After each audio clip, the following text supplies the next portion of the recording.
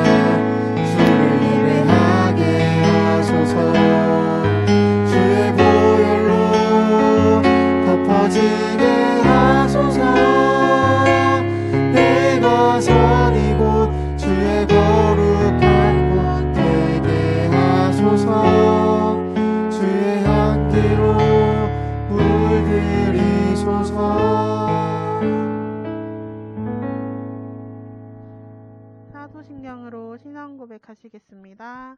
나는 전능하신 아버지 하나님 천지의 창조주를 믿습니다. 나는 그의 유일하신 아들 우리 주 예수 그리스도를 믿습니다. 그는 성령으로 잉태되어 동정녀 마리아에게서 나시고 본디오 빌라도에게 고난을 받아 십자가에 못 박혀 죽으시고 장사된 지 사흘 만에 죽은 자 가운데서 다시 살아나셨으며 하늘에 오르시어 전능하신 아버지 하나님 우편에 앉아 계시다가 거기로부터 살아있는 자와 죽은 자를 심판하러 오십니다. 나는 성령을 믿으며 거룩한 공교회와 성도의 교제와 죄를 용서받는 것과 몸의 부활과 영생을 믿습니다.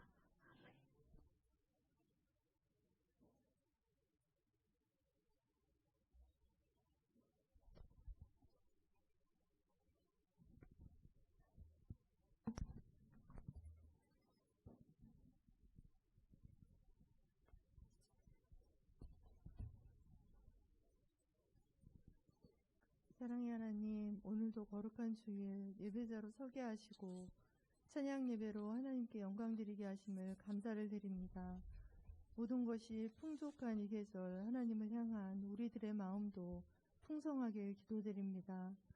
지난 한 주간을 되돌아보니 거룩한 삶을 살기보다 세상 것에만 얽매인 채 주님 앞에 부끄러운 삶을 살았고 죄만 쌓았음을 고백하오니 주님 용서하여 주시옵소서. 우리들의 어리석고 나약한 믿음에 탄식하시는 주님을 항상 잊지 않게 하시고 겨자씨만한 믿음이라도 참된 믿음을 허락하시어 중심을 보시는 주님 앞에 부끄럽지 않은 삶을 살도록 인도하여 주시옵소서. 원당 제일교회를 사랑하사 하나님의 특별한 계획과 인도하심이 있기를 간구합니다. 주님이 주관하시는 지혜로서 행하게 하시고 합력하여 선을 이루는 교회가 되게 하실 줄 믿습니다. 말씀 전하실 윤대선 목사님과 함께하사 영육간에 강건케 하시고 저희들 깨달음을 얻게 하시고 우리들의 믿음이 더욱 굳건한 믿음 위에 설 수 있기를 간절히 기도드립니다. 이 시간 원당 제일교회에 육신의 고통으로 힘들어하시는 모든 분들이 하나님의 치유하심을 받기를 간절히 기도합니다. 또한 모든 성도님들 가정마다 하나님의 은혜와 평안과 형통이 있기를 기도하오며 사랑이 많으신 주 예수 그리스도의 이름으로 감사하며 기도드렸사옵나이다. 아멘.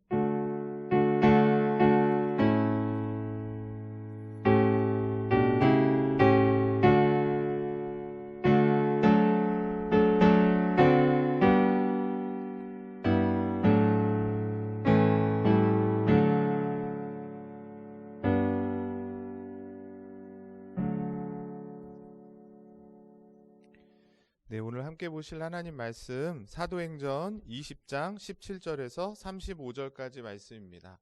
신약 성경책 223쪽 사도행전 20장 17절에서 35절까지 말씀을 우리 같이 한 목소리로 함께 읽도록 하겠습니다. 다 찾으신 줄 알고 우리 같이 읽겠습니다. 시작. 바울이 빌레도에서 사람을 에베소로 보내어 교회 장로들을 청하니 오매 그들에게 말하되 아시아에 들어온 첫날부터 지금까지 내가 항상 여러분 가운데서 어떻게 행하였는지를 여러분도 아는 바니 곧 모든 겸손과 눈물이며 유대인의 관계로 말미암아 당한 시험을 참고 주를 섬긴 것과 유익한 것은 무엇이든지 공중 앞에서나 각 집에서나 꺼리낌이 없이 여러분들에게 전하여 가르치고 유대인들과 헬라인들에게 하나님께 대한 회개와 우리 주 예수 그리스도에 대한 믿음을 증언한 것이라. 보라, 이제 나는 성령에 매어 예루살렘으로 가는데 거기서 무슨 일을 당할는지 알지 못하노라.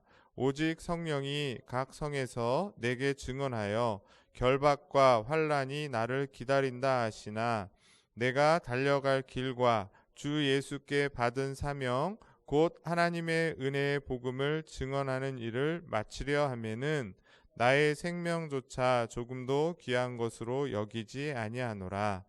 보라, 내가 여러분 중에 왕래하며 하나님의 나라를 전파하였으나 이제는 여러분이 내 얼굴을 다시 보지 못할 줄 아노라.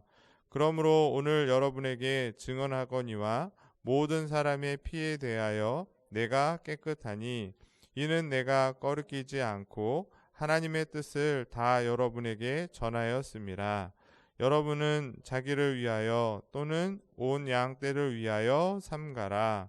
성령이 그들 가운데 여러분을 감독자로 삼고 하나님이 자기 피로 사신 교회를 보살피게 하셨느니라. 내가 떠난 후에 사나운 이리가 여러분에게 들어와서 그 양떼를 아끼지 아니하며 또한 여러분 중에서도 제자들을 끌어 자기를 따르게 하려고 어그러지는 말을 하는 사람들이 일어날 줄을 내가 아노라. 그러므로 여러분이 일깨어 이가 3년이나 밤낮 쉬지 않고 눈물로 각 사람을 훈계하였던 것을 기억하라. 지금 내가 여러분을 주와 및 그 은혜의 말씀에 부탁하노니 그 말씀이 여러분을 능히 든든히 세우고 거룩하게 하심을 입은 모든 자 가운데 기업이 있게 하시리니 그가 아무의 은이나 금이나 의복을 탐하지 아니하였고 여러분이 아는 바와 같이 나와 내 동료들이 쓴 것을 충당하여 범사에 여러분에게 모범을 보여준 바와 같이 수고하여 약한 사람을 돕고 또 주 예수께서 친히 말씀하신 바 주는 것이 받는 것보다 복이 있다 하심을 기억하여야 할지니라. 아멘. 네, 한 주간 평안하셨습니까? 네, 오늘 감사하게 우리 찬양단이 이렇게 모처럼 이렇게 서서 찬양을 하니까 너무 은혜롭고 또 여러분도 함께 기쁨으로 찬양하신 줄 믿습니다. 소유리문답이 이제 막바지를 가고 있습니다. 그동안 이렇게 쭉 공부를 같이 해오셨을 텐데 지금 우리가 배우고 있는 부분은 저기 두 번째 부분이라 그랬어요. 2단에 보면 우리가 하나님의 율법과 계명을 완전히 다 지킬 수 없다. 굉장히 중요해요. 그래서 하나님의 저주와 진노를 피할 길이 없다. 모든 사람이 그 진노와 저주에 있는데 그 진노와 저주를 피할 수 있는 방법을 주셨다 그랬습니다. 3가지라 그랬죠. 첫 번째가 뭐예요? 첫 번째, 잘 보시면 답이 다 나와 있는데 예수 그리스도를 믿는 믿음이 있을 때 하나님의 저주를 피할 수 있다. 두 번째, 생명에 이르는 회개를 할 때 하나님의 저주를 피할 수 있다. 그래서 이 믿음과 회개가 있어야 되는데 이 믿음과 회개는 인간 스스로 할 수 있다 그랬어요? 없다 그랬어요? 없다 그랬습니다. 성령께서 도와주셔야만 가능하기 때문에 그 예수 그리스도를 믿는 믿음을 성경은 뭐라고 말한다 그랬습니까? 하나님의 선물이라고 그랬고 회개는 뭐라 그랬어요? 구원의 은혜라고 그렇게 말했습니다. 그런데 중요한 건 이 믿음과 회개는 성령께서 창세전에 택한 하나님의 백성들을 구원하시는 데 사용하는 내적인 수단이라 그래요. 믿음이 보이지 않잖아요. 회개를 우리가 하긴 하지만 참된 회개를 했는지 그렇게 안 했는지는 그 사람만 알지 다른 사람은 평가할 수 없습니다. 그래서 믿음과 회개를 내적인 수단이라고 말하고 있습니다. 그리고 이 믿음과 회개는 무엇으로 가능하다 그랬습니까? 어떻게 정말 예수를 믿고 참된 회개를 할 수 있는가? 그것은 바로 하나님의 말씀을 들을 때 성령께서 이 하나님의 말씀을 사용하셔서 우리가 무엇을 믿어야 되는지를 알게 하고 성령께서 이 말씀을 사용하셔서 죄가 뭔지를 깨달아서 회개할 수 있게 한다라고 말씀을 드렸습니다. 그래서 이 믿음과 회개와 하나님의 말씀은 떨어질 수 없다. 그래서 하나님의 저주를 피할 수 있는 3번째 방법이 뭐냐면 이 말씀과 성례와 기도라는 외적인 수단을 부지런히 사용하는 거라고 했어요. 부지런히 사용하는 것이 중요합니다. 오늘은 이 외적 수단이 무엇인지 그 효과가 무엇인지를 같이 생각을 해보려고 합니다. 먼저 소유리문답 88문을 보시면 그리스도께서 우리에게 구속의 유익들을 전달하기 위해 믿음과 회개를 우리에게 주시기 위해서 이미 마련해 놓으신 외적인 수단이 있다는 거예요. 그 외적인 수단이 무엇인가 이렇게 물어보고 있습니다. 답을 같이 읽어보겠습니다. 시작. 그리스도께서 우리에게 구속의 유익들을 전달하기 위해 마련하신 외적인 수단은 그분의 규례들인데 특히 말씀과 성례와 기도입니다. 그 다음에 넘어가서 이 수단은 모든 선택된 자들의 구원을 위해 효과를 나타냅니다. 말씀과 기도와 성례가 택한 성도들을 구원하시기 위해서 반드시 효력을 미친다. 아무런 의미 없는 것이 아니라 의미가 있다. 그렇게 말하고 있습니다. 먼저 구원에 이르는 외적인 수단들인데 금방 앞에서 말씀드린 것처럼 믿음과 회개가 우리 가운데 일어나기 위해서 하나님은 이미 눈에 보이는 수단을 마련해 놓으셨다는 거예요. 그게 바로 뭐라는 거예요? 말씀과 성례와 기도. 말씀과 성례와 기도가 눈에 보이는 수단으로 이미 마련해 놓으셨는데 중요한 건 뭐라 그랬습니까? 이 말씀과 성례와 기도를 뭐라 그런다? 외적인 수단이라고 말한다는 거예요. 이거는 무슨 말이냐면 특별하지 않고 어떤 특별한 누군가에만 주시는 것이 아니라 모든 사람들에게 객관적이고 보편적이다. 좀 더 쉽게 말하면 구약 시대나 예수님이 오셨던 시대에는 하나님이 어떻게 하셨어요? 때로는 특별한 사람에게 기적을 베푸시고 표적을 일으키시고 심지어 하늘에서 음성이 나서 꿈을 보고 환상을 통해서 하나님의 구원의 은혜를 베푸셨어요. 모세에게, 선지자들에게, 왕에게. 그런데 오늘날 교회 시대, 성령이 충만하여서 성령세를 받은 이 교회 시대에는 하나님이 그런 것도 혹 누군가에게 하실 수 있지만 그것보다는 이제 모든 보편적인 사람들, 하나님의 택함을 받은 성도라면 그 누구에게도 하나님은 이해할 수 있는 통상적인 방법, 바로 뭐예요?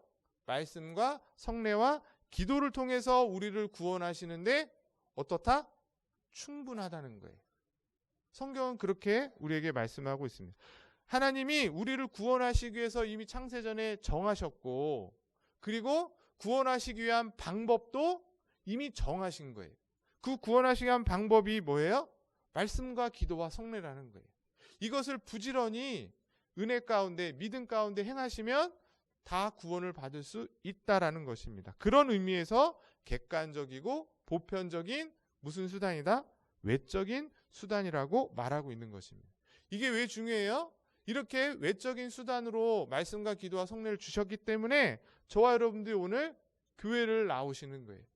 교회라는 공동체를 통해서 하나님은 세우신 말씀 봉사자를 통해서 말씀을 듣게 하시죠. 그래서 깨닫게 하시고 또 여러분이 개인의 삶 속에서 하나님 말씀을 읽고 연구하시는 것이에요. 그리고 두 번째, 지금은 코로나 때문에 우리가 잘 행하고 있지 못하지만 교회가 공적으로 행하는 게 뭐가 있어요? 1년에 한 2차례 성찬과 세례는 그 성례를 통해서 바로 우리에게 구원의 표를 확증시켜 주시는 것이죠. 그리고 삶 속에서 여러분의 삶 가운데서 범사에 쉬지 말고 해야 될 게 뭐예요? 게임이 아니라 유튜브가 아니라 밥 먹는 게 아니라 기도라는 거예요. 그런 삶 속에 여러분이 드리는 그 기도를 통해서 택한 자들은 구원함을 받는데 충분하고 유일하다 라는 사실인 것입니다. 이것을 뭐라 그런다? 외적인 수단. 오늘은 그 외적인 수단 중에서 첫 번째 말씀에 대해서 같이 살펴보려고 오늘 본문을 읽었습니다. 오늘 본문은 여러분이 잘 아는 것처럼 사도 바울이 이제 예루살렘에 가서 복음을 전하다 죽을 것을 알고 에베소 교회 장로들을 청해서 그들에게 전했던 마지막 고별 설교예요. 그 고별 설교 안에 사도 바울은 뭐라고 말하고 있어요? 한마디로 말하면 내가 복음을 전하기 위해서 예루살렘에 갈 것인데 그곳에 고난과 죽음이 기다리고 있다는 것을 이미 압니다. 사람들이 환상을 통해서 제자들이 사도 바울이 예루살렘에 가면 죽을 것을 알고 있음에도 불구하고 그가 뭐라고 말해요? 내가 그 복음을 전하는 일에 조금도 나의 생명을 아끼지 않겠다. 사도행전 20장 24절이죠. 내가 달려갈 길과 주 예수께 받은 사명, 그게 뭐라는 거예요? 하나님의 복음을 증거하는 일에, 전파하는 일을 마치려 하면은 내 생명조차도 조금도 귀한 것으로 여기지 않겠다. 이런 고백을 합니다. 그러면서 그 교회 성도들과 특별히 장로들에게 두 가지의 당부를 합니다. 첫 번째는 무엇이냐면 오늘 우리 성경에는 삼가라 이렇게 돼 있어요. 자신들을 위해서 또 교회 성도들을 위해서 주변을 잘 살펴보라는 거예요. 왜 주변을 잘 살펴봐요? 그 성도들과 교회를 무너뜨리려고 하는 거짓 교사들과 이리떼들이 있기 때문에 주변을 잘 살펴보라는 거예요. 그래서 장로들을 감독자로 세웠다. 사도 바울이 그렇게 말하고 있습니다. 그리고 두 번째 더 중요한 게 있는데 기억하라고 말하고 있어요. 뭘 기억해야 될까요? 사도 바울이 어떤 음식을 좋아했고 어떤 옷을 입었고가 아니라 그가 3년 동안 부지런히 가르쳤고 훈계했던 하나님의 말씀을 기억하라고 그렇게 말하고 있습니다. 그래서 31절만 다시 보시면 그러므로 여러분들이 일깨어 내가 3년이나 밤낮 쉬지 않고 눈물로 각 사람을 훈계하였던 것. 뭘로 훈계했을까요? 하나님의 말씀으로. 그리스도의 복음과 하나님 나라의 그 말씀으로 각 사람들을 훈계했던 것을 어떻게 하라? 기억하라고 말하고 있는 것입니다. 바로 여기서 우리는 말씀의 능력을 볼 수 있어요. 말씀의 능력이 두 가지가 있는데 첫 번째 무엇인가? 같이 한번 읽어보겠습니다. 1번 시작. 하나님의 말씀은 세상의 잘못된 가르침과 유혹과 핍박 속에서도 우리를 당당하게 합니다. 지금 사도 바울을 보세요. 예루살렘으로 가면 분명히 그가 죽을 것을 알고 있음에도 불구하고 고난이 있음에도 불구하고 주의 복음을 전하는 일에 자기의 생명을 조금도 아끼지 않겠다라고 하면서 그냥 어쩔 수 없이 마지못해서 예루살렘을 가는 게 아니라 당당하게 가고 있어요. 그가 그렇게 할 수 있었던 이유가 뭘까요? 그것은 하나님의 말씀의 능력이 사도 바울 안에 있기 때문이라는 것이에요. 하나님의 말씀을 통해서 예수 그리스도가 누구신지를 분명히 알았고 그분에 대한 분명한 믿음이 있었기 때문에 그가 죽음을 보고도 갈 수 있었던 것. 이게 바로 말씀의 능력이라는 거예요. 여러분에게 물어볼까요? 여러분 세상 속에서 정말 예수 믿는 자라는 그런 당당함이 있으십니까? 그거는 뭐 달리 말할 필요가 없어요. 여러분이 자신 있게 어떤 모임에 가서든지 난 교회 다니는 사람이야. 나는 집사고 장로고 목사야. 라고 말할 수 있는가? 아니면 그런 자신감이 없고 부끄럽고 말하지 못하고 드러내지 못하고 그냥 조용히 있는가? 왜 그럴까요? 그것은 여러분이 돈이 없어서가 아니에요. 명예가 없어서가 아니에요. 세상에서 인정받지 못해서가 아니라 하나님의 말씀이 없기 때문인 것입니다. 만약 내가 당당함이 없다면. 우리가 세상에서 당당하게 우리의 믿음을 드러내고 고백할 수 있는 것은 돈과 명예가 있어서가 아니라 하나님 말씀이 있어야 된다는 것이에요. 하나님의 말씀의 능력, 그 하나님의 진리가 있는 자, 그것을 경험한 자는 담대하게 세상에서 그리스도를 증거하는 삶을 삽니다. 그리스도 때문에 당하는 어려움과 고난이 있다 할지라도 그것을 감당하고 오히려 사도들은, 제자들은 어떻게 했대요? 복음을 전하다가 당하는 고난을 통해서 기뻐하였다고 말하고 있어요. 내가 드디어 이제 세상에서 하나님의 제자로, 하나님의 자녀로 인정받고 있구나. 고난을 당하는데 막 슬퍼하고 저주하고 내가 괜히 예수 이름을 전했어라고 원망한 것이 아니라 기뻐했다는 거예요. 왜? 그 고난이 바로 주님의 제자임을 증거하는 것이기 때문에. 그런 고백을 할 수 있는 것, 그것은 하나님의 말씀이 우리 안에 있어야 된다는 것이에요. 두 번째로 말씀의 능력을 또 말하고 있는데 한번 또 읽어보겠습니다. 2번 시작. 하나님의 말씀은 연약한 자를 든든히 세워 거룩하게 하시고 기업이 되게 하십니다. 오늘 말씀 몇 절에 나오냐면 32절에 나오죠. 32절에 내가 지금 여러분을 주와 및 그 은혜의 말씀에 부탁하노니, 그 다음 뭐라고 되어 있습니까? 그 말씀이 여러분을 능히 어떻게 한대요?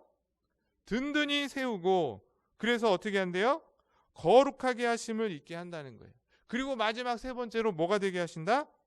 기업이 되게 하신다. 말씀의 능력은 연약한 자들을 든든히 세우고 거룩하게 하시고 하나님의 기업이 되게 하신다고 말씀하고 있습니다. 즉 하나님의 말씀이 있으면 흔들리지 않는다는 거예요. 연약한 자들, 하나님의 말씀에 굳건히 서 있지 못한 자들은 어때요? 세상의 가르침이나 유혹에 흔들려요. 세상의 분위기에 흔들립니다. 교회를 아무리 10년, 20년 다니고 장로가 되고 집사가 되고 심지어 목사가 되어도 하나님 말씀으로 굳건히 서 있지 않으면 그냥 세상 조류에 흔들리는 거예요. 누가 이거 하면 좋다더라 하면 그거 하고 저거 사면 좋다더라 하면 저거 사고 이렇게 사는 게 행복한 거다 하면 거기 따라가는 것이에요. 그러나 하나님 말씀이 있으면 흔들리지 않습니다. 마치 주님께서 비유하신 것처럼 반석 위에 세운 집처럼 어떠한 세상의 풍랑과 어려움이 와도 흔들리지 않고 오히려 굳건히 하나님 말씀을 따라 살아갈 뿐만 아니라 오늘 오전에 목사님 설교하신 것처럼 회개에 합당한 열매를 맺으면서 세상의 빛과 소금 역할을 감당하는 것이에요. 그게 바로 세 번째로 말했던 하나님 나라의 기업이 되는 과정인 것입니다. 하나님 나라의 기업이 된다 그래서 뭐 무슨 삼성이나 현대 같은 그런 기업이 되는 것을 말하는 게 아니라 하나님 나라 백성이 된다는 것이에요.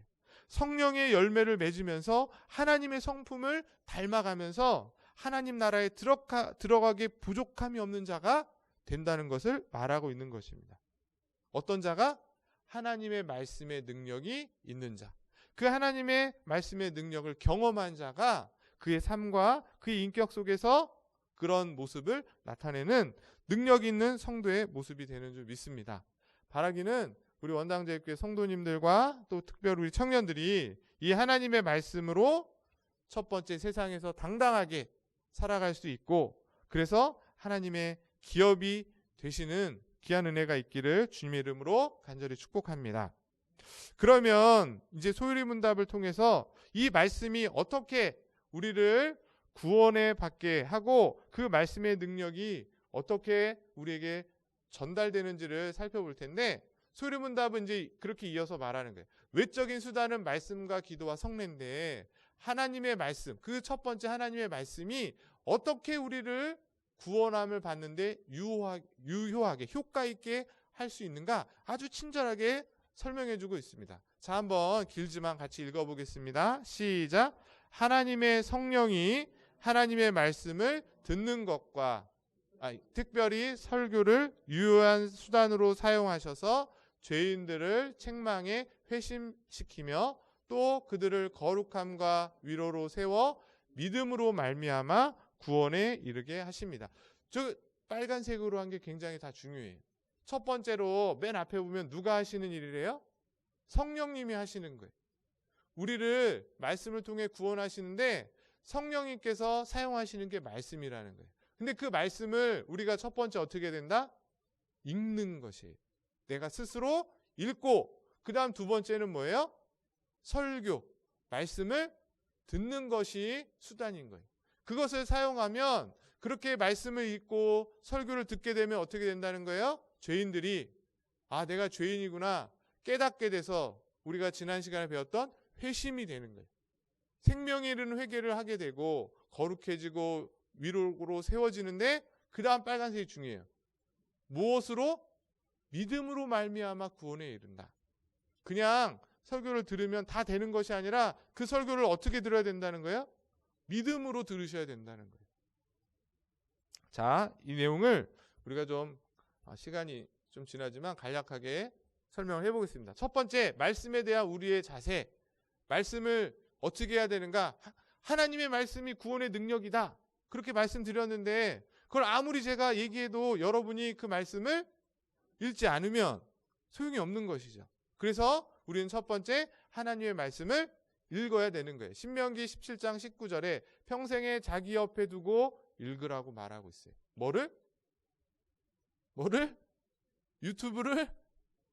하나님의 말씀을 평생에 자기 옆에 두고 읽어. 그의 하나님 여호와 경외하기를 배우며 그 율법의 모든 말과 규례를 지켜 행하라.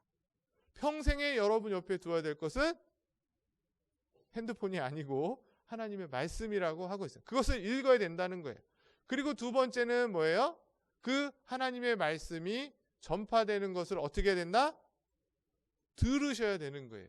전파되는 거. 고린도전서 1장 21절을 적은 이유는 잘 보세요. 하나님의 지혜에 있어서는 이 세상이 자기 지혜로 하나님을 알지 못한다. 아무리 세상 지혜가 뛰어나도 그것으로는 하나님을 알 수 없다는 거예요. 그럼 뭘로 알 수 있느냐? 하나님께서, 그 다음에 읽어보겠습니다. 같이. 전도에 미련한 것으로 믿는 자들을 구원하기를 기뻐하셨다. 이게 무슨 말이냐면 들어야 된다는 거예요. 근데 하나님은 어떻게 하신다는 거예요? 전도자들을 통해서 그 말씀을 듣게 하셨다는 거예요. 성경이 없었을 수도 있잖아요. 성경을 읽지 못할 수도 있잖아요. 근데 누가 있어요? 전도자들이 있는 거예요. 이 말은 거꾸로 전도는 뭐라는 거예요? 전도는 우리 교회 나오면 병이 낫고 아들이 잘 되고, 그게 전도가 아니라 하나님의 말씀을 전하는 게 전도인 거예요. 그 말씀을 듣도록 하는 게 중요하다는 거예요. 하나님은 그런 전도자의 입술을 통해서 말씀을 전하게 하시고, 그 전한 말씀을 듣게 하셔서 하나님을 알고 하나님을 믿게 하시도록 하나님이 구원의 방법을 정하셨다는 거예요. 그게 구원받는 길인 것입니다. 여러분이 어떻게 예수 믿고 구원받고 지금 교회 나와 예배드리고 계세요? 누군가로부터 하나님의 말씀을 들었기 때문인 것이죠. 중요한 얘기입니다. 말씀을 읽어야 되고 말씀을 들어야 된다는 거예요. 특별히 이렇게 예배 시간에 여러분이 설교자의 입술을 집중해서 경청하시는 것을 통해서, 굉장히 희한한 방식이에요. 네? 지난주에도 말씀드렸듯이 오늘날 교육학에서는 이런 방식은 가장 구태의연한, 교육에 효과가 없는 방식이라 그래요. 한 사람은 말하고 100명은 듣고 있고 서로 소통하지 않는 이런 교육은 잘못됐다 그렇게 가르치지만, 하나님은 이 방법을 교회를 통해서 구원함의 방법으로 정하셨다는 거예요. 설교를 듣고 그 들은 말씀을 통해서 여러분이 하나님의 능력과 위로와 또 은혜를 받게 하시는 줄 믿습니다. 읽고 들어야 된다. 어렵지 않아요? 그러면 그 말씀이 구원에 이르는데 어떤 효과가 있는가? 그렇게 여러분이 말씀을 읽고 들었을 때 어떤 효과가 여러분 가운데 일어나는가? 첫 번째 읽어보겠습니다. 시작. 말씀은 죄인들에게 죄인임을 깨닫게 하여 회개하게 만듭니다. 그렇죠. 말씀을 들어야. 그래서 히브리서 4장 12절, 네, 시간이 없어서 지나가겠습니다. 적어놓으시고 집에 꼭 보세요. 히브리서 4장 12절 잘 아시는 말씀이죠. 하나님의 말씀은 능력이 있다. 관절을 쪼갠다. 그런 말씀. 그 다음 두 번째 뭐예요? 하나님의 말씀이 효과 있기 위해서는, 효과는 어떤 효과가? 읽어보겠습니다. 시작. 말씀은 죄인들을 죄로 회개하고 그리스도와 그의 백성들과 네, 중요한 건 그리스도와 연합하게 됩니다. 말씀을 통해서 자기 죄를 깨달아서 회개하게 되면 그 사람이 이제 어떻게 되는 거예요? 그리스도와 하나가 되는, 연합이 되는 거예요. 가지가 나무에 붙어 있는 것처럼 접한다고 아시죠? 가지 하나를 나무에다 해서 쭉 묶으면 시간이 지나면 어떻게 돼요? 그 가지가 그 나무에 하나가 되는 것처럼 여러분이 말씀을 통해 회개하고 하나님께 나아가면 이제는 그리스도와 뭐가 된다? 한 몸이 된다. 말씀이 그런 능력이 있다는 것입니다. 그 다음 세 번째, 그래서 그렇게 회개한 자들은 이제 믿음을 통해서 구원에 이르고, 그 다음이 중요해요. 경건과 위로 가운데서 어떻게 하신다? 굳게 서게 하신다. 오늘 우리가 읽었던 사도행전 2장 32절. 말씀을 통해서 여러분이 굳세게 된다는 거예요. 경건해지고 거룩해지고 하나님의 위로를 받아서 이제는 세상에서 흔들리지 않는 그런 굳건한 신앙의 모습이 뭐를 통해서? 말씀을 통해서 이루어지게 된다는 거예요. 구체적으로 그러면 그 말씀이 성도들을 어떻게 거룩하게 세우는가? 두 가지라 그랬죠. 거룩하게 세우고 굳건하게 세우는데 어떻게 거룩하게 세워지는가? 그것은 그 말씀을 통해서 우리가 하나님의 형상으로 본받게 되고, 그래서 우리 삶 가운데 뭐가 많아지는 거예요? 하나님의 은혜가 많아짐으로 성도들은 거룩해진다는 거예요. 베드로전서 2장 2절 말씀인데요. 이 한번 같이 읽어보겠습니다. 시작. 갓난 아기들 같이 순전하고 신령한 젖을 사모하라. 이는 그로 말미암아 너희로 구원에 이르도록 자라게 하려 함이라. 갓난아이 같이 순전하고 신령한 것, 그게 뭘 말하는 거예요? 하나님의 말씀.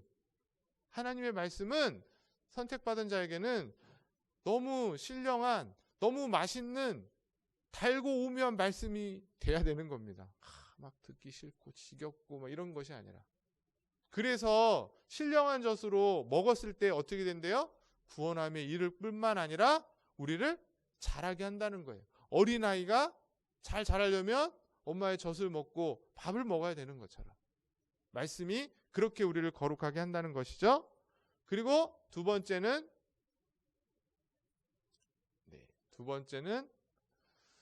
잘 아시는 말씀이에요. 베드로 디모데전서 3장 16절 17절의 말씀처럼 하나님의 말씀은 감동으로 돼서 어떻게 해요? 우리를 견책하고 시정하고 의로 교육하기에 유익하니, 그렇게 돼 있죠. 점점 완성하여 선한 일을 하는데 합당하게 한다. 요즘 저희 집도 아이들을 어떻게 양육해야 될까 가지고 늘 고민이 되고, TV에도 어떤 박사님이 굉장히 인기가 돼서 뭐 금쪽 같은 뭐뭐뭐 해가지고 막 나오고 뭐 많이 보고 계신데, 그걸 보면서 다 동의하면서도 제가 느꼈던 문제점 중에 하나는, 어제도 저희 아내랑 얘기했지만 애들 잘못은 하나도 없고 다 부모가 잘못했다고 얘기하시는 것 같아요. 뭐 그런 면이 있죠. 우리가 교육을 잘 받고 아이들을 잘 양육하는 방법을 몰랐기 때문에 잘못된 방법으로 해서 아이들이 그런 것도 있지만, 제가 느낀 것 중에 하나는, 그럼 애들 잘못은 하나도 없는가? 저희 애들이 싫어하겠지만 그건 아닌 것 같아요. 부모도 잘못해서 잘 배워야 되지만 아이들도 오늘날 이 시대의 분위기 가운데 잘못되게 자라나고 있는 영향이 너무 많습니다. 그럼 아이들도 그런 부분들에 대해서 지적을 해서 바뀌어야, 부모도 바뀌고 아이도 바뀌어야 바르게 자라는 것인데, 그 TV에서는 다 부모만 잘못했다 그래요.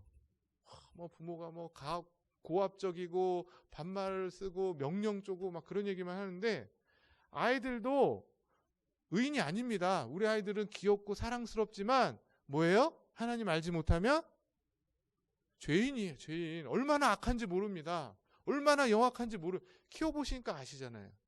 그런 아이들을 바르게 양육할 수 있는 건 뭐라는 거예요? 동의 안 하시는 표정이, 하나님의 말씀이라고 성경은 분명히 말하고 있고, 어릴 때부터 그 말씀으로 가르치셔야 돼요. 잘 양육하셔야 되는 겁니다. 그 말씀이 그렇게 우리를 거룩하게 한다. 우리뿐만 아니라 우리의 자녀들도. 그 다음 세 번째로는, 성경에 보니까 그 말씀이 우리 영혼 속에 있는 요새를 허물어뜨리고 모든 감정과 생각을 그리스도께 향하도록 한다 라고 하면서, 어떤 말씀이냐면 고린도후서 10장 14절 4절 5절인데요. 같이 한번 읽어보겠습니다. 시작. 우리의 싸우는 무기는 육신에 속한 것이 아니요 오직 어떤 견고한 진을 무너뜨리는 하나님의 능력이라. 이 모든 이론을 무너뜨리. 여기 보면 우리 안에 뭐가 있대요? 견고한 진이 있다는 거예요. 그거 오늘날 이제 심리학에서는 뭐 어떤 내적 상처다, 부모로부터 받은 상처다, 뭐 그런 어떤 실망감, 좌절, 그렇게 얘기하잖아요. 그런 것이 자꾸 우리의 감정을 잘못하게 한다, 이렇게 이야기하는데, 전 그런 게 있을 거라고 생각해요. 그런데 그것을 무너뜨릴 수 있는 것도 뭐라는 거예요? 긍정적인 생각, 뭐 심리학적인 치료, 정신과 치료, 이런 것도 있겠지만, 뭐가 그 견고한 진을 무너뜨린대요? 하나님의 능력의 말씀이 무너뜨린다고 말하고 있어요. 우리 안에 해결되지 못했던 그런 감정들도 하나님의 말씀으로 다 무너지는 줄 믿습니다. 그래서 거룩해지고 하나님 자녀답게 열매를 맺으며 살아갈 수 있는 것이에요. 나의 노력이나 열심이나 선행이 그 견고한 진을 무너뜨리는 것이 아니라 하나님의 말씀이라고 성경은 말하고 있다는 것이죠. 그리고 네 번째로, 그래서 그 말씀은 어떻게 성도들을 거룩하게 하는가? 사단의 시험을 대적하고 물리칠 수 있는 유일한 수다. 여러분이 잘 아시는 것처럼 예수님께서 사막에서 40일 동안 금식하고 사단으로부터 시험을 받으실 때에 그 시험을 어떻게 이기셨어요? 뭐로 이기셨죠? 말씀으로 이기셨습니다. 그래서 모든 성경은 하면서 사람이 떡으로만 살 것이 아니고 뭐로 산다? 하나님의 말씀으로 산다 말씀하신 것입니다. 예수님도 말씀으로 사단의 시험을 물리쳤던 것처럼 저와 여러분들도 거룩하기 위해서 사단의 시험을 이기셔야 되는데 무엇을 통해? 말씀을 통해서 물리칠 수 있다. 그렇게 말하고 있는 것입니다. 그 다음 큰 테두리로 그러면 그 말씀이 우리를 거룩하게 할 뿐만 아니라 굳건하게 세운다. 그렇게 말하고 있는데 어떻게 그 말씀이 우리를 굳건하게 세우는가? 첫 번째 같이 한번 읽어보기 A번이에요. 읽어보기 시작. 말씀은 사제와 영생의 약속과 같은 위로를 함에 있어서도 가장 중요한 근거를 제공한다. 무슨 말인지 아시겠어요? 여러분이 사제받았다는 것, 그리고 영원한 그 하늘의 약속이 우리에게 주어진다는 것, 그런 것들은 어디서부터 받게 된다는 거예요? 말씀을 통해서 받게 된다는 거예요. 그래서 이사야 40장에 그런 말씀이 있는데요. 한번 같이 읽어보겠습니다. 40장 1절 2절이에요. 시작. 너희의 하나님이 이르시되 너희는 위로하라. 내 백성을 위로하라. 너희는 예루살렘의 마음을 닫도록 말하며 그 노역의 때가 끝났고 그 죄악이 사함을 받았느니라.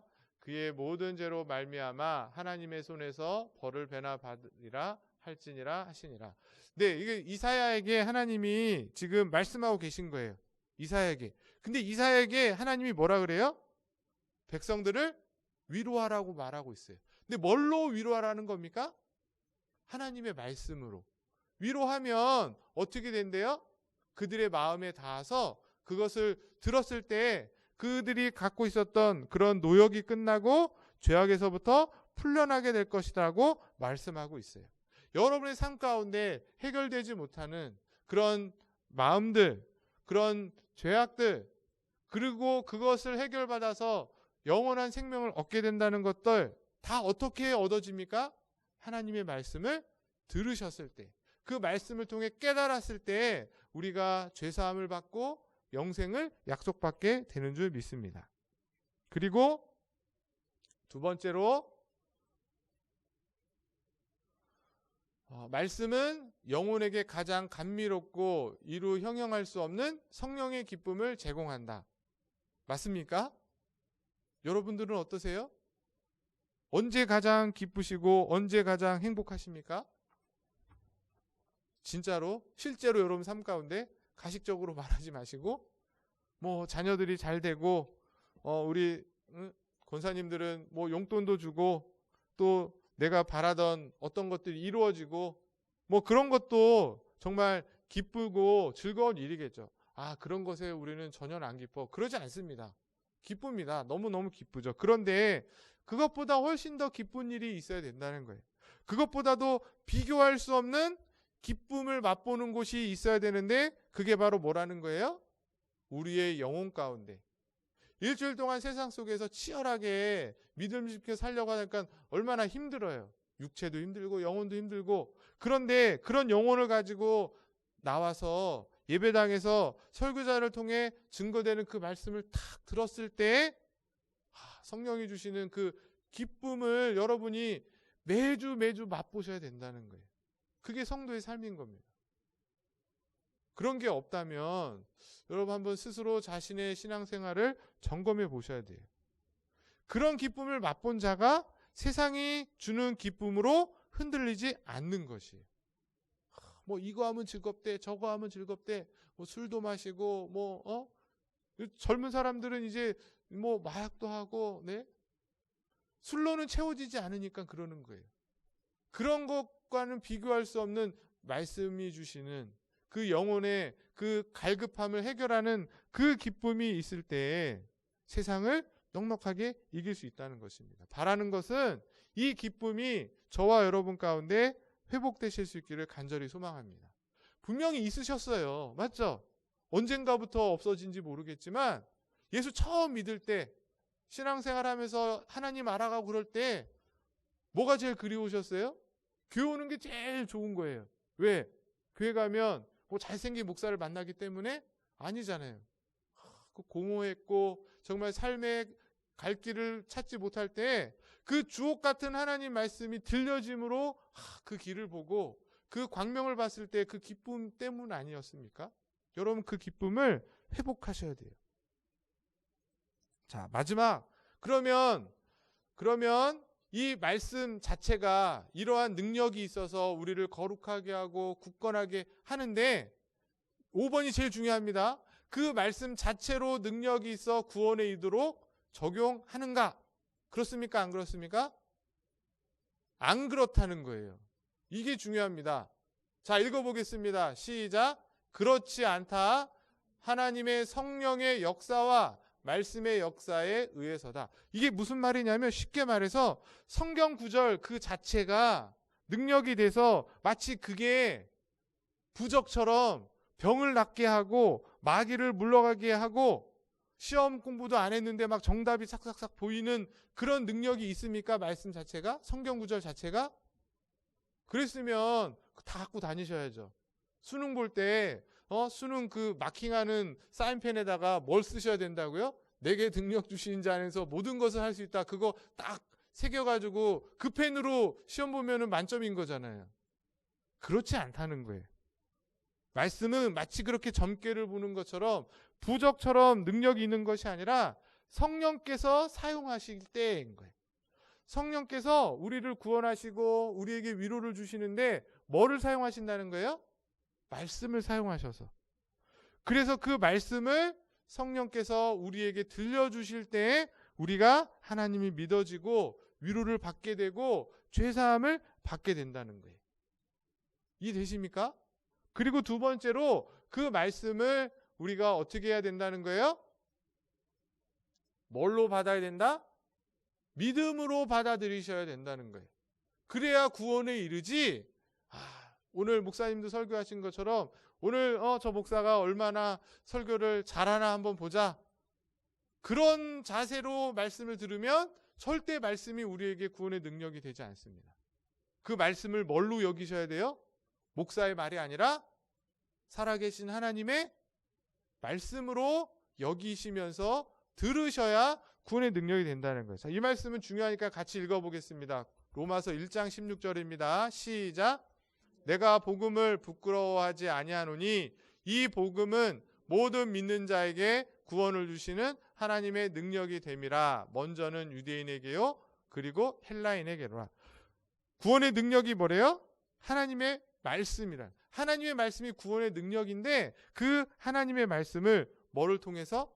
믿음을 통해서 우리가 정말 하나님 말씀으로 믿으셔야 된다. 사람의 말이 아니라, 목사의 말이 아니라, 눈에 보이지 않지만 하나님께서 세우신 말씀의 종, 말씀의 수종자를 통해서 지금 나에게 말씀하신다라고 믿으시면서 들어야 그것이 능력이 돼서 우리를 구원하게 한다고 성경은 말하고 있습니다. 그리고 여러분이 그렇게 다 경험하셨어요. 자, 정말 마지막입니다. 그러면 그 말씀이 구원에 이르도록 우리가 믿음으로 받고 성령의 사역으로 받게 되는데 정말 구체적으로 그러면 어떻게 읽고 어떻게 들어야 되는가까지 소리문답은 말하고 있어요. 무슨 얘기인지 아시겠죠? 자, 읽어보겠습니다. 충분히 다 이해되는 말씀이에요. 읽어보겠습니다. 답 시작. 하나님의 말씀이 구원에 효과 있게 되기 위해서는 우리가 부지런함과 마음의 준비와 기도로서 말씀에 집중하며 믿음과 사랑으로 그 말씀을 받아 심령 안에 쌓아두고 삶 속에서 실행해야 합니다. 어려운 얘기 아니죠? 네. 자, 이거를 좀 더 쉽게 여러분에게 설명드리기 위해서 네. 첫 번째, 말씀을 듣기 전에는 어떻게 해야 되는가? 들으면서는 어떻게 해야 되는가? 들은 후에는 어떻게 되는가? 첫 번째, 말씀을 듣기 전에는 당연히 마음의 준비를 하시고 들으셔야 된다는 거예요. 막 그냥 헐레벌떡 와가지고 막 딴 생각하면서 막 그렇게 들으시면 안 되고, 내가 지금 하나님의 존전 앞에 서 있구나. 보이지 않지만 지금 하나님이 임재하셔서 나에게 이제 말씀하시겠구나는 생각으로 준비하셔야죠. 뭐 옛날 말처럼 왕이 말할 때 막 딴짓하고 막 코파하고 하품하고 그럴 수 있습니까? 그렇지 않잖아요. 그런데 살아계신 하나님, 세상을 창조하셔서 주관하시는 그 하나님이 지금 여기서 여러분에게 말씀하고 계신다 생각하면 우리가 마음의 준비를 하실 필요가 있겠죠? 그리고 두 번째는 기도하셔야 되는. 여러분 교회 와서 딱 앉으셔서 기도하시면서 무슨 기도하세요?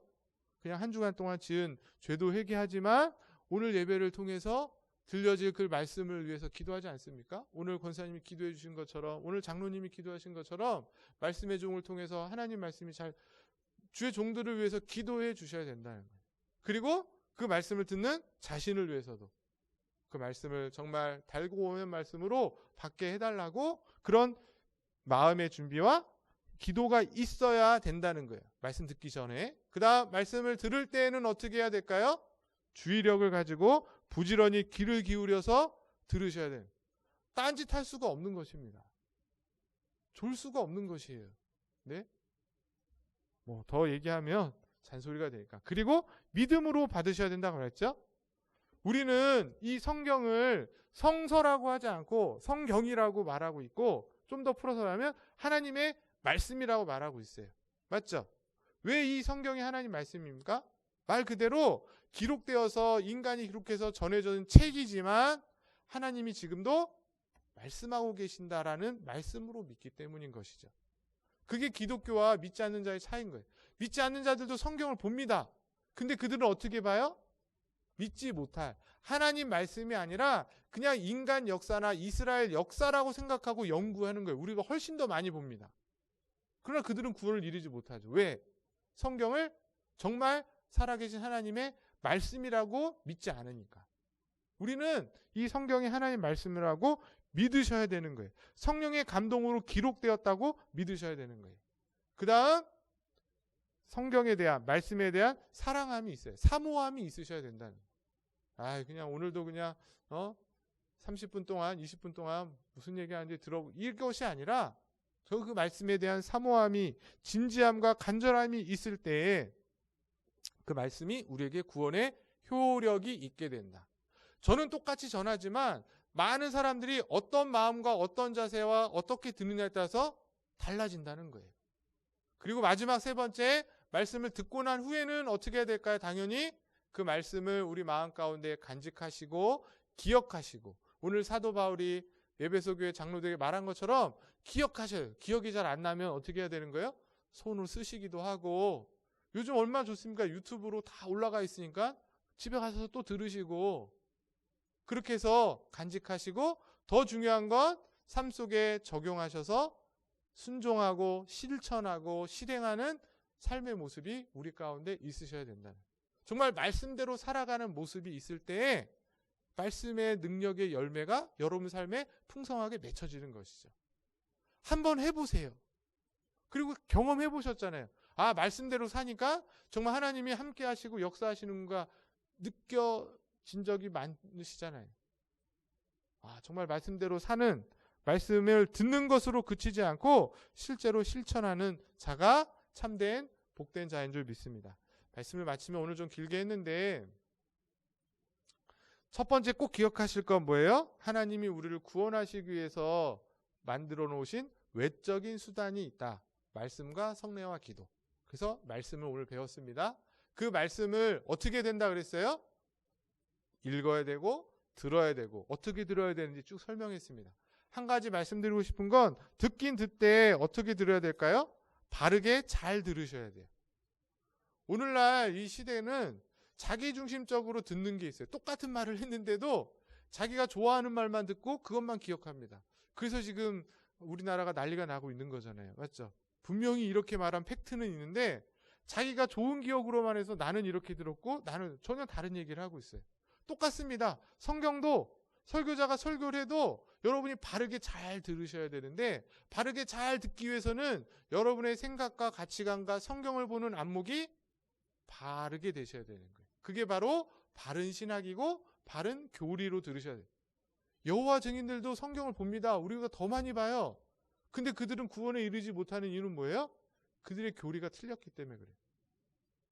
그래서 성경과 늘 함께, 성경을 늘 가까이 두셔야 되겠지만 성경과 함께 둬야 될 것이 바로 이렇게 소율이 문답, 웨스민스터 신앙 고백서, 이러한 교리적인 내용들을 같이 갖고 계셔야 여러분들이 구원에 이르는 참된 지혜를 얻게 되시고 구원을 받아서 하나님을 향한 참된 성도의 삶의 모습을 잘 살아가게 되는 줄 믿습니다. 바라기는 우리 원당교회 모든 성도님들이 이 능력의 하나님 말씀을 통해서 하나님의 뜻을 깨닫고 그 하나님의 인도하심 따라 살아가는 그런 귀한 주의 자녀들 되실 수 있기를 주님의 이름으로 간절히 축복합니다. 기도하겠습니다. 하나님 아버지, 하나님의 말씀이 우리의 등불이고 바른 길을 인도하시는 유일한 것임을 고백하며 오늘도 부족한 종을 통해 말씀을 전하게 하시고 우리 성도님들 듣게 하여 주시니 감사드립니다. 이 말씀만이 구원에 이르는 우리에게 허락하신 가장 효과 있는 유일한 외적인 수단임을 알고 이제는 그 말씀을 사모하고 그 말씀으로 인하여 주시는 위로와 평안과 믿음과 구원의 진리를 아는 원천으로 삼아 매일 읽고 배우고 연구하는데 시간을 내고 마음을 쓰고 그래서 그 말씀이 주시는 기쁨이 풍성한 우리의 성도들 되게 하여 주시옵소서. 말씀만으로 참된 위로와 소망을 삼게 하시고 그 말씀의 능력으로 세상 가운데 넉넉히 당당하게 나아가 승리하고 하나님의 기쁨이 되는 그런 귀한 성도들 되게 하여 주시옵소서.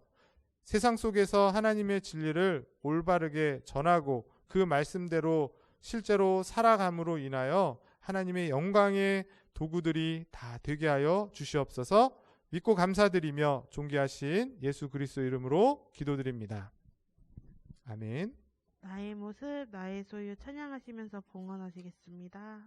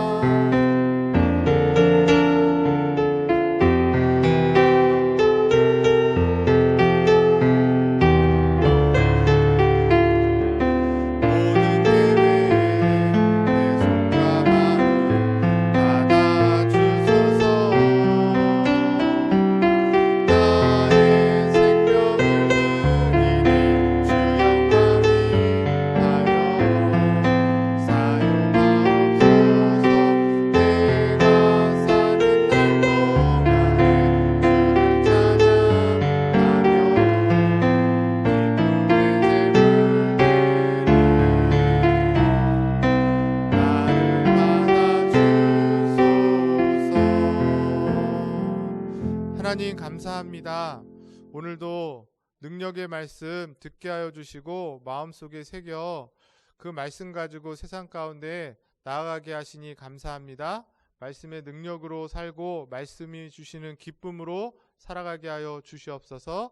그런 귀한 은혜를 소망하며 또 기대하며 오늘도 저희들 빈손으로 오지 않고 하나님께 귀한 물질을 드립니다. 정말 피땀 흘려 흘린 그 귀한 물질을 하나님으로부터 공급되었음을 믿고 인정하며 또 하나님께 기꺼이 올려드려야 되는 믿음의 고백으로 드리오니 드린 물질을 하나님 받아주셔서 하나님의 복음의 능력이 나타나는 곳곳마다 가장 값지고 귀하게 사용하여 주시고 드려진 손길들 한 사람 한 사람 그들의 사정과 형편과 또 상황을 잘 알고 계시오니 하나님의 방법대로 하나님의 뜻대로 하나님의 때에 응답하여 주셔서 우리의 모든 것이 하나님으로부터 와서 하나님께 돌려지고 그런 우리의 인생임을 경험하고 또 기뻐하며 많은 이들에게 그 기쁨을 나눠줄 수 있는 복된 가정들과 사업장들과 자녀들 되게 하여 주시옵소서. 감사를 드리며 존귀하신 예수 그리스도 이름으로 축복하며 기도드립니다. 아멘. 교회 소식 전해드리겠습니다. 주보를 참고해 주시고 다른 것보다 예배가 계속 이렇게 진행이 되고 있는데 뉴스에서 이제 좀 마지막 거리두기 이런 표현들을 하고 있습니다. 변화되는 상황에 맞춰서 또 교회가 잘 준비해서 어려움 없이 더 많은 성도들이 같이 예배하고 또 은혜 받게 되기를 소망합니다. 내일 교회에서 11시에 수도노회 임원회가 있습니다. 위에서도 기도해 주시고 목회를 위한 기도 제목 보시고 기도해 주시기 바랍니다. 축도로 예배를 마치겠습니다. 지금은 우리 주 예수 그리스도의 십자가의 은혜와 하나님 아버지의 놀라우신 한없는 무한한 사랑과 성령의 내주 교통 감화 인도 보호하심이 오늘도 하나님의 말씀이 능력이 되고 우리를 구원에 이르게 하실 뿐만 아니라 우리를 붙잡으시고 거룩하게 하시고 든든하게 세워 세상 가운데서 하나님의 자녀로 살아가기에 부족함이 없도록 이끄시는 그 능력임을 믿어 그 말씀을 붙잡고 그 말씀의 가르침대로 세상의 유혹에 흔들리지 않고 당당히 나아가 승리하며 살아가기를 소망하고 기대하고 또 다짐하며 돌아가는 우리 원당제일교회 모든 성도들 머리머리 위에 또 그 가정 위에 또 우리 청년들 머리머리 위에 지금부터 영원토록 함께 있을지어다. 아멘.